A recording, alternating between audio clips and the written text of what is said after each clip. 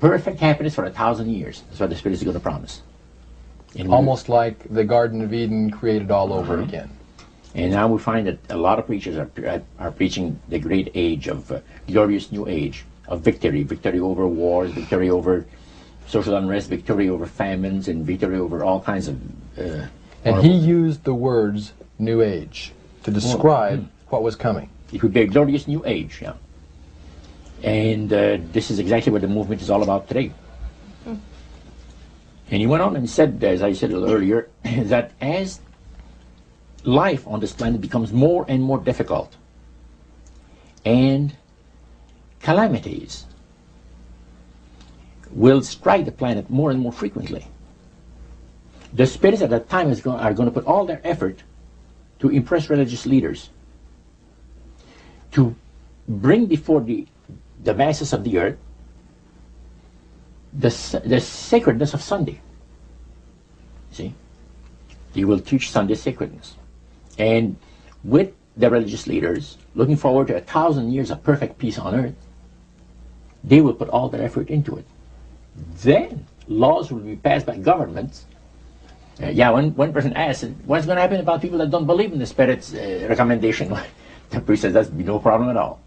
Laws will be passed by governments that will force people to go along with it, regardless of whether they believe in it or not.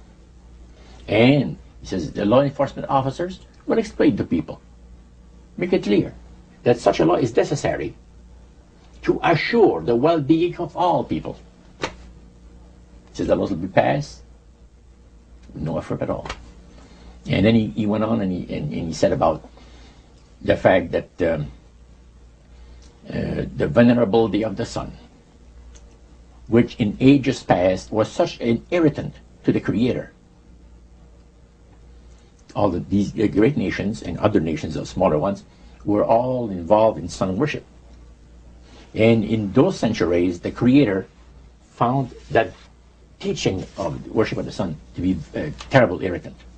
And he said, it is going again to take place, but not in worshiping the sun, in remembering Sunday to keep it holy.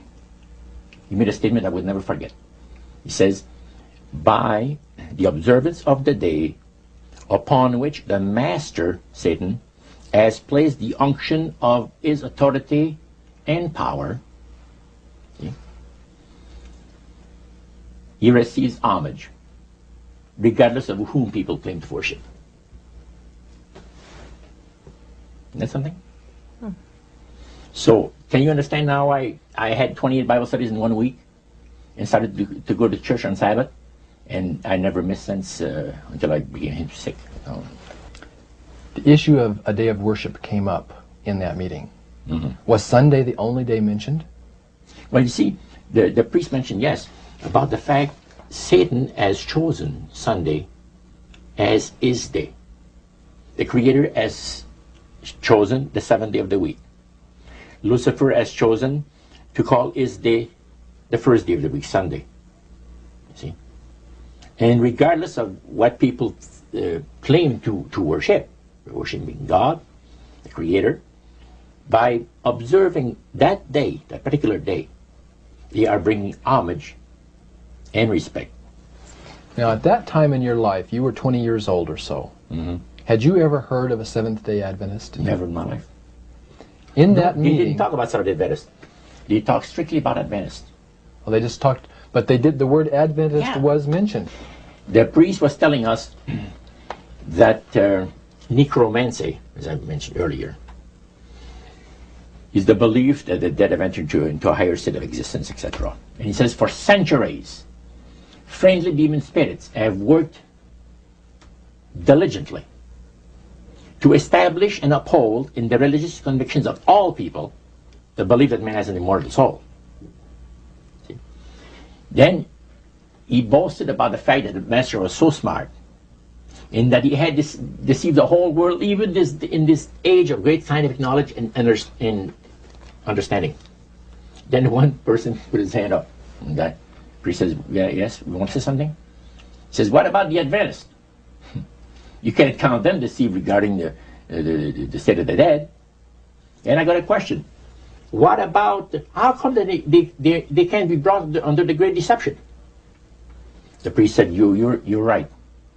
I apologize, says here, I made a mistake. When I said that all the millions of people living on the face of this planet, everybody, you know, was honoring the great master. I forgot the Adventists. There's so few in number when you figure the billions and all people, I didn't even think of mentioning him. So I'm sorry. Then he says, secondly, the reason why they can't be brought under the Great Deception, let me explain about it. Now he said, my next statement is going to upset some of you. But what I'm telling you is the honest truth. It is factual. It's reality. The fact that the Adventists observe the biblical Sabbath of creation and reverence the Creator on that day, it makes it impossible for the spirits to deceive them. They are given very special help and great spiritual insight. And he said, under these conditions, they are not ordinary people. And that stayed with me, man, just like this. And when I heard the word Adventist, when Sarah told me later on, which we're going to cover later, I asked him, I said, what denomination do you belong to? He said, I'm a Seventh Adventist. What's that again? He said, I'm a Seventh Adventist. I said, is that the same thing as Adventist? Oh yeah, he says, a lot of people call us the Adventists. They don't talk about the 70s. Same thing. Boy, I was interested. I bet you were. Now, I wanted to know what his Bible said. Yeah, I bet you did. Because that was the one group that under question only, the high priest of the demonic worship house. Yeah. The thing that he had said to you was, this is the one group that can't be deceived. That's right. And so somewhere back inside that that resistance you had came out, and you awoke. A few months later, that experience, unique experience, was instrumental in helping me make a decision for Christ. And also, I had no hesitation to join myself to God's commandment-keeping people because of the fact that I knew what kind of people they were. And after having had 28 Bible studies in 1 week, I started to keep the Sabbath, fit forever. But you see, the time that I had these Bible studies, 4 hours per evening, we started at 7 o'clock and finished at 11 o'clock at night. We had those Bible studies similar to what you showed me the other day, that you have in your pocket. The Bible studies were about an hour. There were questions, and then you looked at the verses that they gave you in the Bible, and you had your answer. It was so fantastic. And the Spirit of God was really ministering to me the graces of redemption. Every moment of all those Bible studies was precious. Precious, precious, precious. Roger, at that time, your major language was French. You did not speak English, and all of this happened in the French language in Montreal. How long after you became a Seventh-day Adventist, or after you learned of Seventh-day Adventists, did you read the book Great Controversy by Ellen White? Well, I joined the church. I first had the Bible studies in October of 46. In April of 47, I was baptized into the church. In September of that year, Hilda and I got married. And the French church in Montreal gave us, as a wedding gift, the Conflict of the Ages series. And I had not read the Great Controversy up to then. But then you read it. Yeah. And what went through your mind when you read the book Great Controversy, thinking back on the experience you'd had maybe just a year or so before? That's right. What went through your mind? This person is inspired. This person has got knowledge that nobody else has on the face of the earth, except, the Spiritist that I was mentioning, because it's so unique. Well, I find it very remarkable that they were willing to share the strategy that Satan is working on with this group. Of course, their plan was that it would never get out. That's right. Under seal of death. That's right. Their plan is that you don't have to worry about saying anything by the Great Master. Because as soon as anybody strays some, the spirits will tell the high priest right away what's taking place. They did with my Bible study by Wednesday night. I studied on Monday and Tuesday. By Wednesday night, the spirit counselor appeared to the high priest and says, you have one of your defectors. He says, that Mono guy, you're going to get rid of him. Because he's out there studying the Bible with the Adventists. The people that the Master hates most on the face of the earth. The high priest